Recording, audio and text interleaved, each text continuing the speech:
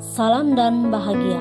Perkenalkan, saya Rina Atamelap, calon guru penggerak Angkatan 4 Kabupaten Kupang, Provinsi Nusa Tenggara Timur, dengan pengajar praktik Firdis Arif Gunawan, SPDGR, dan fasilitator saya, Muhammad Jailani. Kali ini saya akan berbagi tentang sosialisasi budaya positif dan penerapan budaya positif di sekolah saya. Selamat menyaksikan.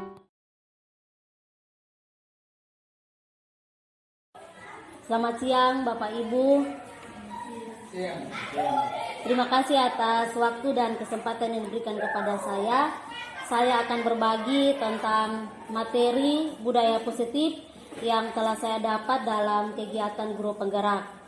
Budaya positif itu merupakan nilai-nilai, keyakinan-keyakinan, dan kebiasaan-kebiasaan di sekolah yang berpihak pada murid agar murid dapat berkembang menjadi pribadi yang kritis, penuh hormat, dan bertanggung jawab. Dalam menanamkan budaya disiplin kepada murid di sekolah, dimulai dari diri kita sebagai seorang guru. Harus disiplin terlebih dahulu, baru bisa menerapkan sikap disiplin kepada siswa. Dan ketika kita menerapkan sikap disiplin kepada siswa, tidak harus dengan paksaan, tetapi timbul dari keinginan kita sendiri, bagaimana kita menghargai diri kita maupun siswa kita. Dalam menerapkan budaya positif itu ada beberapa hal, ada 5 strategi yang dipakai dalam penerapan budaya positif. Yang pertama itu adalah paradigma. Paradigma di sini adalah untuk membangun budaya positif. Sekolah perlu menyediakan lingkungan yang positif, aman, dan nyaman bagi murid-murid, sehingga murid-murid bisa berpikir, bertindak, dan mencipta sesuai dengan kodrat alam dan kodrat zaman yang dimiliki oleh siswa tersebut. Siswa harus diberi kebebasan, mereka harus bisa mandiri, kreatif, dan inovatif. Hal yang kedua, selain paradigma itu, guru juga mempunyai posisi kontrol guru. Ada 5 peran penting dalam posisi kontrol guru. Yang pertama itu sebagai penghukum. Yang kedua, membuat orang merasa bersalah. Yang ketiga, guru itu sebagai teman. Yang keempat, guru bisa sebagai motivator atau pemantau. Dan yang kelima, guru sebagai manajer.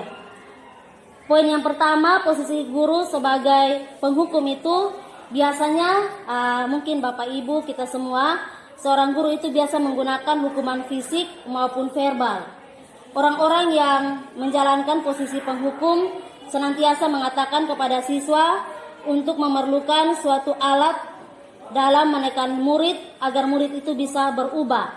Nah, pada posisi ini Bapak Ibu, teman-teman semua, merupakan salah satu posisi kontrol guru yang sangat radikal. Siswa itu sangat takut ketika kita berperan sebagai seorang penghukum. Biasanya seringkali kita menggunakan berapa kali Bapak harus memberitahu kepada kamu ya. Nah, itu merupakan salah satu kata yang membuat siswa itu dengan sendirinya dia akan merasa dirinya direndahkan. Karena itu posisi kontrol ini juga kita harus perlu memperbaiki. Kita tidak boleh menyudutkan siswa kita ketika kita memberikan pertanyaan tentang suatu masalah atau hal yang telah dia lakukan. Posisi yang ketiga yaitu sebagai teman. Guru itu bisa sebagai teman, di mana pada posisi ini guru tidak akan menyakiti murid, namun akan tetap berupaya mengontrol murid melalui persuasi. Posisi guru sebagai teman itu dia harus bisa memberikan humor, juga bisa mempengaruhi seseorang agar dia bisa mengikuti apa yang dilakukan oleh guru tersebut. Hal yang keempat yaitu guru berperan sebagai monitor atau pemantau. Pada peranan guru sebagai monitor atau pemantau ini, guru bisa mengawasi siswa. Pada saat kita mengawasi, kita juga harus bertanggung jawab atas perilaku orang-orang yang kita awasi. Contohnya siswa-siswa kita yang kita awasi, dan kita juga harus memantau mereka berdasarkan peraturan-peraturan dan konsekuensi yang telah kita buat dan kita sepakati bersama dalam peraturan sekolah. Posisi yang kelima adalah posisi guru sebagai manajer. Pada posisi ini guru harus bisa menjadi mentor, di mana guru harus berbuat sesuatu bersama dengan murid, mempersilahkan murid mempertanggungjawabkan perilakunya, mendukung murid agar dapat menemukan solusi atas permasalahannya sendiri. Pada 5 posisi kontrol guru ini, yang paling baik dan yang harus diterapkan untuk kita semua di sekolah adalah guru berperan sebagai manajer, di mana pada posisi ini kita harus menganalisis kebutuhan diri siswa.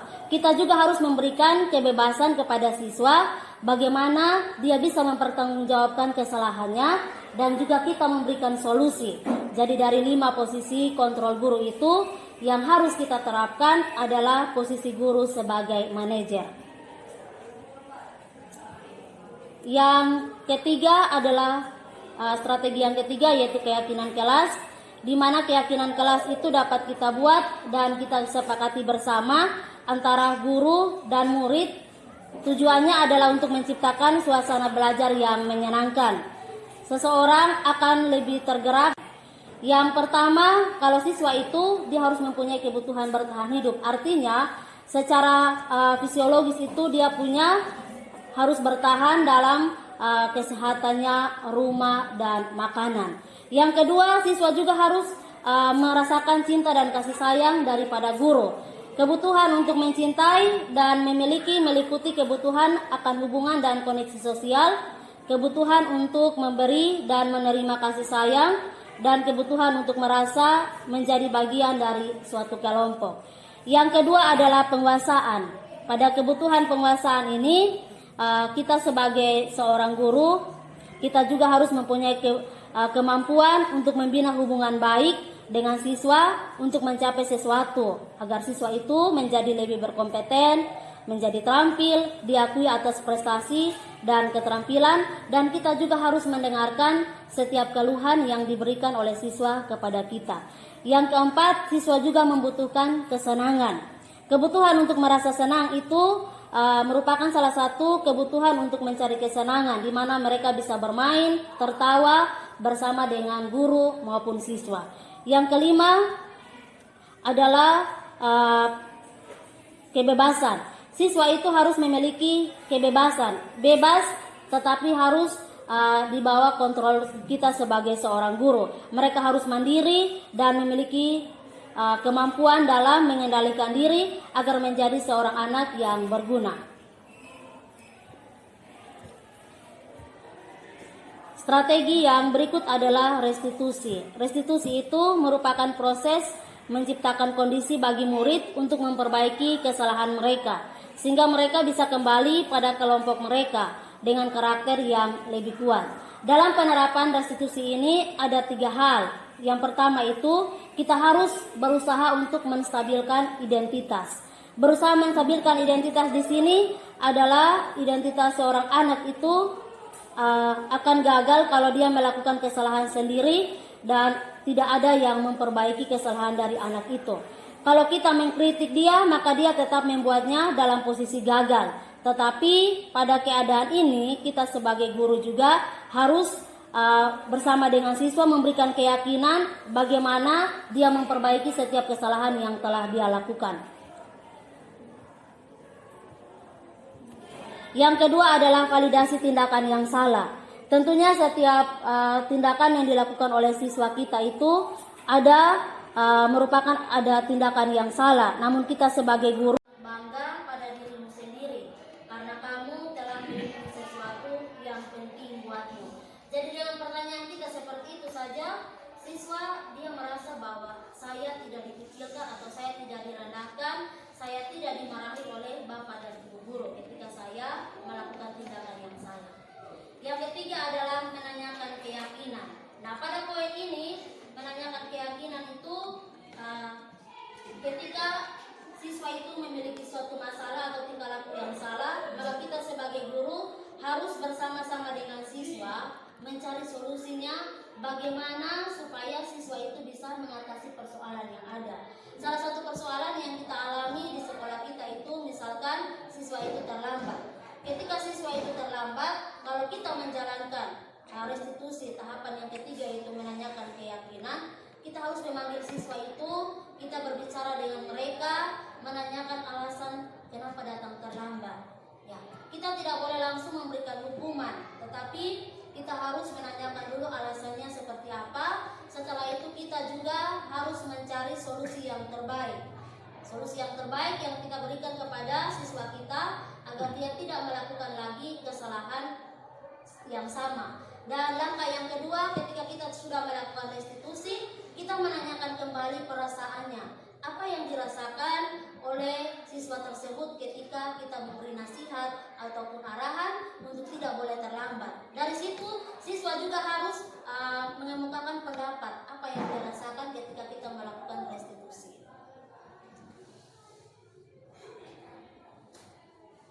Dan untuk bisa melakukan semua budaya positif, tentunya saya membutuhkan dukungan penuh dari Bapak Kepala Sekolah, dari Bapak Ibu Guru sebagai rekan kerja, dari siswa, orang tua, dan juga fasilitas pendukung seperti sarana pendidikan yang memadai. Ya, mungkin itu saja budaya positif yang saya akan bagikan, dan selebihnya kalau mungkin ada masalah atau kendala yang dihadapi, mari kita mendiskusikan secara bersama-sama. Sekian dan terima kasih.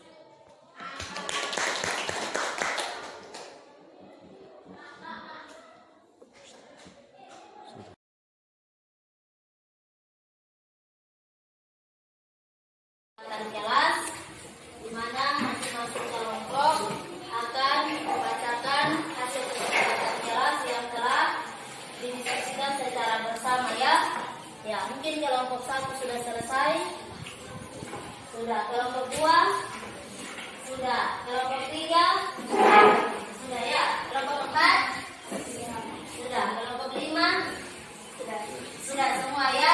Jadi ibu minta masing-masing perwakilan kelas, perwakilan kelompok membacakan hasil kesepakatan kelas yang telah dibuat secara bersama, ya.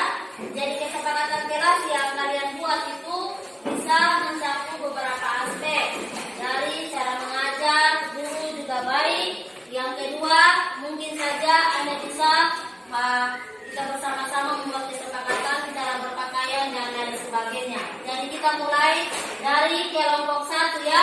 Kelompok yang lain bisa dengar, dan setelah itu kita sepakati bersama. Silakan kelompok 1. Mungkin yang mau baca silakan berdiri. Hasil kesepakatan kelompok dan yang lain dengar.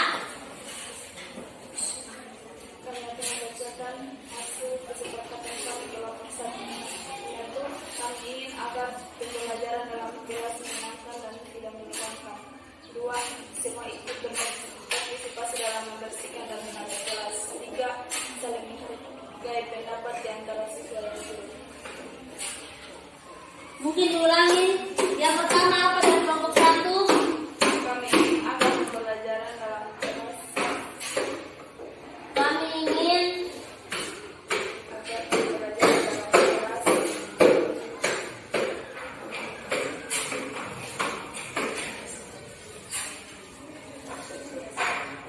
dalam kelas Tidak menyenangkan dan tidak menegangkan.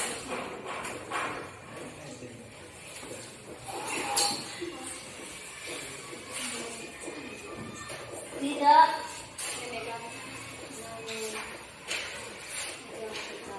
yang kedua Semua ikut berpartisipasi dalam membersihkan dan menata kelas. semua siswa Ikut berpartisipasi ikut berpartisipasi dalam membersihkan dan menata kelas.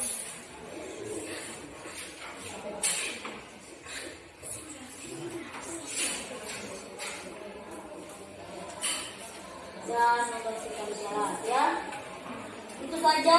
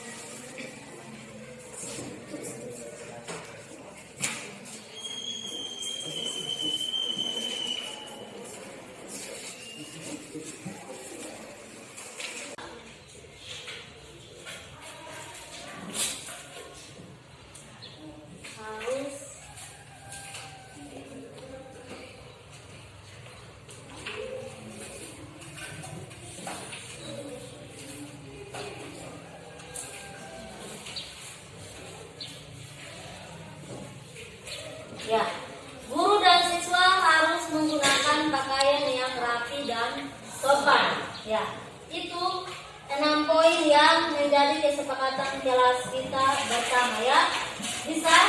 Bisa. Jadi kesepakatan kelas kita ini nantinya kita buatkan dalam sebuah tulisan dan kita akan tempel di dalam kelas sebagai sebuah kesepakatan bersama yang kita akan lakukan bersama juga. Bisa? Ya. Itu saja yang mungkin Ibu dapat sampaikan dan terima kasih untuk kita semua. Silakan kembali ke